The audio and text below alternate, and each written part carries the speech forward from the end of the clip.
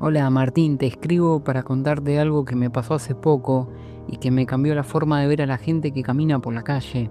Mi nombre es Julián, soy estudiante de medicina y hasta hace una semana pensaba que el mundo era un lugar egoísta donde cada uno solo mira su propio ombligo, pero me equivoqué de la manera más linda posible.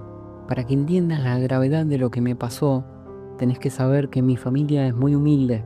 Mi mamá limpia casas y mi papá es albañil. Ellos hacen un esfuerzo sobrehumano para que yo pueda terminar la carrera y estudiar. Yo no tengo libros caros ni tablet. Estudio con fotocopias que voy juntando peso por peso. Tenía una mochila vieja donde guardaba mi vida entera, todos los apuntes de los 6 años de carrera, mis anotaciones personales y lo más importante, la guía de estudios para el examen final de cirugía que rendía al día siguiente. Si perdía eso, perdía la carrera. Ese miércoles estaba agotado. Había estudiado 12 horas seguidas en la biblioteca pública y al salir me senté un rato en un banco de la Plaza San Martín para respirar aire fresco antes de irme a dormir. Me quedé un segundo con los ojos cerrados, sintiendo el frío de la noche, y cuando me levanté para tomar el micro, en un descuido de esos que te cambian la vida, me olvidé la mochila en el banco. Llegué a mi casa, quise repasar un último tema antes de irme a dormir y ahí sentí el vacío. Se me paró el corazón. Sentí que el piso se me desvanecía y corrí como un loco de vuelta a la plaza, llorando en el camino, rezando a Dios y a todos los santos. Cuando llegué al banco para ver si estaba mi mochila, no había nada, solo el viento y un par de hojas secas. Me tiré al piso a llorar. Sentí que le había fallado a mis papás y que mi sueño de ser médico se había terminado ahí mismo, en ese banco vacío. Pasé la noche en vela, caminando por la plaza, preguntándole a las sombras si habían visto algo.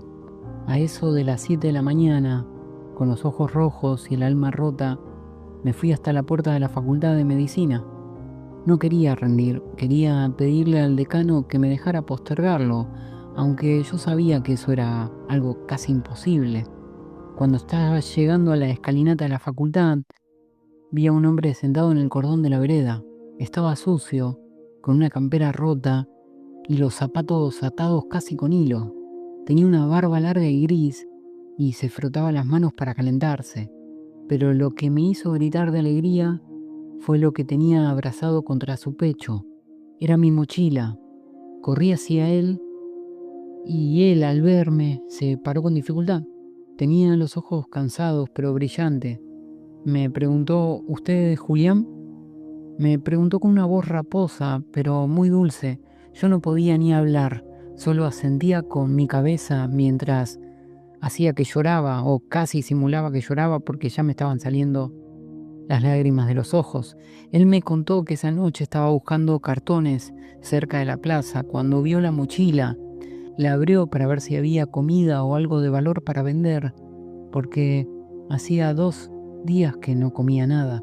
Pero cuando vio los libros llenos de dibujos de anatomía y las hojas escritas a mano con tanto esfuerzo, vio algo más. Vio el nombre de la facultad en una tarjeta y vio una nota que decía: examen final, jueves 8 a.m. Martín, ese hombre que se llama Juan Manuel, no tiene casa. Pero esa noche, en lugar de vender la mochila por 2 pesos para comprarse un plato de comida, decidió que esos apuntes eran sagrados. Caminó casi 50 cuadras desde la Plaza San Martín hasta la facultad, preguntando el camino, porque no tenía para el boleto. Llegó a las 2 de la mañana y se quedó sentado en la puerta, bajo el frío polar, cuidando mis apuntes como si fueran los de su propio hijo.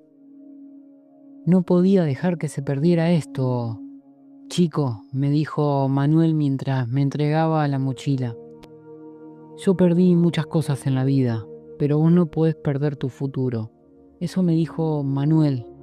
Yo lo abracé y lloramos los dos ahí, en la facultad, en medio de todos los estudiantes que llegaban con sus rompas limpias y sus cafés calientes.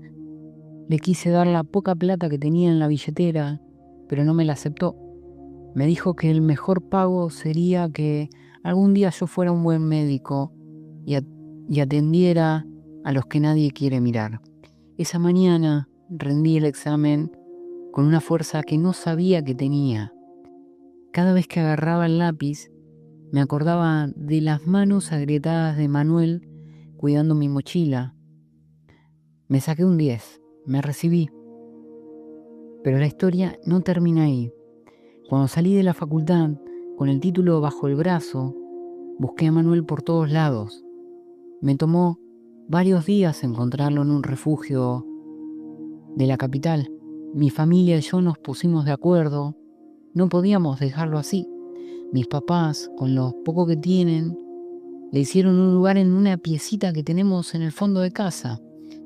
Hoy, Manuel tiene un plato de comida caliente todos los días y trabaja ayudando a mi papá en la obra. Gracias por leer esto, Martín, y gracias por escucharme. Quería que el mundo supiera que a veces los ángeles no tienen alas, a veces tienen la cara sucia y los zapatos rotos, pero el corazón más limpio que he visto jamás. Hola Martín, te escribo para contarte la historia de alguien que no sale en las noticias, pero que carga con el peso de un mundo entero sobre sus hombros. Mi nombre es Lucía, soy médica residente del Hospital Naval y quiero hablarte de Marina, la jefa de enfermeras del piso 5, el sector de cuidados críticos. En la facultad de medicina te enseñan medicina, pero nadie te enseña a ver morir gente todos los días. Mi primer mes como médica residente fue un infierno. Estaba agotada, lloraba en los baños y sentía que yo no servía para esto. Pero ahí estaba Marina. Marina no es la enfermera dulce de los cuentos. Es una mujer de 50 años con ojeras permanentes, manos curtidas por el alcohol en gel y una mirada que parece haberlo visto todo, hasta lo que nadie quiere ver. Un martes a la madrugada entró un chico de 18 años, víctima de un accidente. Estaba solo, Martín. Sus papás vivían en otra provincia y no llegaban a tiempo. Los médicos hicimos todo, pero sabíamos que no pasaba de esa noche.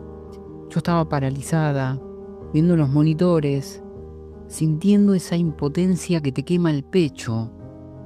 Marina, en cambio, se acercó al chico. No se fijó en los cables ni en las alarmas que no paraban de sonar. Se sacó los guantes, le tomó la mano con una fuerza increíble y empezó a hablar al oído. Le decía que no tuviera miedo, que ella estaba ahí, que su mamá ya estaba viniendo. El chico, en medio de su delirio, le apretó la mano. Marina se quedó ahí, de pie, durante 2 horas. No se movió ni para tomar agua. Cuando finalmente el monitor marcó la línea recta, el silencio en la sala fue ensordecedor. Yo bajé la cabeza, derrotada, pero Marina no. Ella le cerró los ojos con una delicadeza que me partió el alma, le acomodó las sábanas y le dio un beso en la frente como si fuera su propio hijo.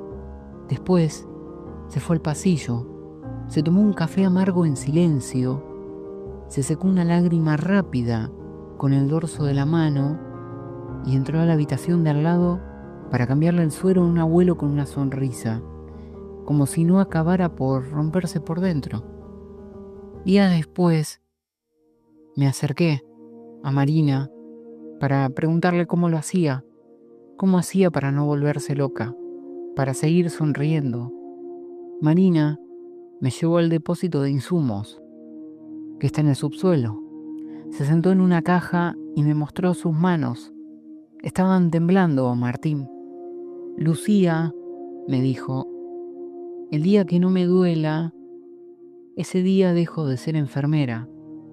Nosotros no curamos cuerpos, nosotros cuidamos almas en sus momentos más oscuros. Si yo me quiebro, ellos se caen. Mi trabajo es ser el pilar cuando todo lo demás se derrumba.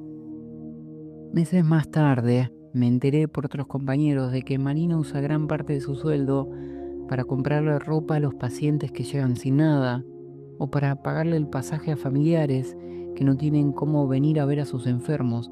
Ella no dice nada, lo hace en silencio, entre turno y turno, robándole horas al sueño. Una vez la vi comprando un helado para un nene que estaba en oncología, solo porque el nene le dijo que extrañaba el sabor del chocolate. Marina se lo llevó escondida en su bolso para que nadie le dijera nada. Martín, los héroes de verdad no tienen superpoderes. Los héroes de verdad tienen las rodillas cansadas, el corazón lleno de cicatrices y la capacidad de amar a un extraño hasta el último suspiro. Marina, mi compañera, me enseñó que la medicina es ciencia, pero la enfermería es amor puro y duro, del que duele pero que salva. Ella me salvó a mí de renunciar, me enseñó que, aunque no siempre podamos salvar la vida, siempre podemos salvar la dignidad de una persona. Hoy, cuando paso por el piso 5 y veo a Marina recorriendo con una bandeja o dándole la mano a un anciano, sé que estoy viendo a la persona más fuerte del mundo. Gracias por leerme, Martín. Quería que el nombre de Marina no quedara solo en un hospital, sino que volara por el mundo. Te dejo un abrazo, Lucía.